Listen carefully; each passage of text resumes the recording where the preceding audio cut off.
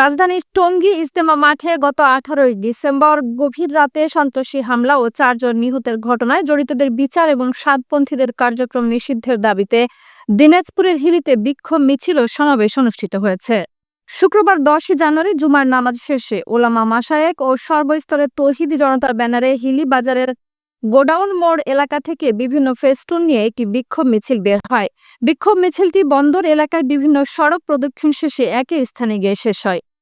সমাবেশে বক্তারা গত 18 ডিসেম্বর টঙ্গী ইজতেমার মাঠে গভীর রাতে তাবলিগের মুসল্লিদের উপরে সন্ত্রাসী হামলার প্রতিবাদ জানিয়ে 4 খুনের সঙ্গে জড়িতদের দ্রুত বিচার এবং সাতপন্থীদের কার্যক্রম নিষিদ্ধের দাবি জানান। অন্যথায় বৃহত্তর আন্দোলন গড়ে তোলা হবে বলে হুঁশিয়ারি উচ্চারণ করেন তারা।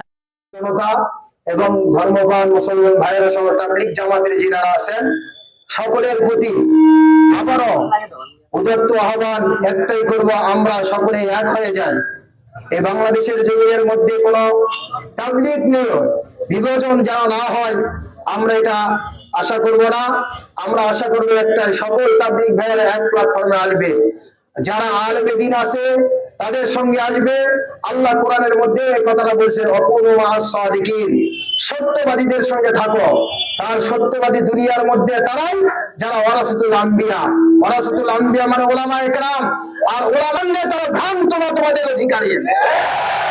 এই জন্য আমি আমার কথা শেষ করতেছি যে এটা 1 নম্বর। 2 নম্বর বিষয় হলো, আমরা মসজিদের মুসল্লিদেরকে, মসজিদের কমিটিকে আবারও আহ্বান জানাই, তারা যেন তাদের মসজিদগুলোতে সাতপন্থীদের কার্যক্রম চালু করতে না দেয়, জারি রাখতে না দেয়।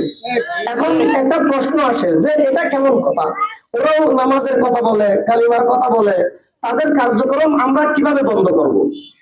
এখানে আমি আপনাকে এটা বোঝানোর জন্য একটা সহজে বলি যে আপনাকে কেউ যদি বলে যে মসজিদ কমিটির সভাপতিকে, সেক্রেটারিকে, যে আমরা আপনাদের মসজিদে একটা। সমাবেশে বক্তব্য রাখেন হিলি আজিজিয়া মাদ্রাসার শিক্ষক মুফতি তৌফিক ইলাকি, মুফতি নুরুল করিম কাশেমি, হিলি আজিজিয়া মাদ্রাসার মুহাদ্দিস।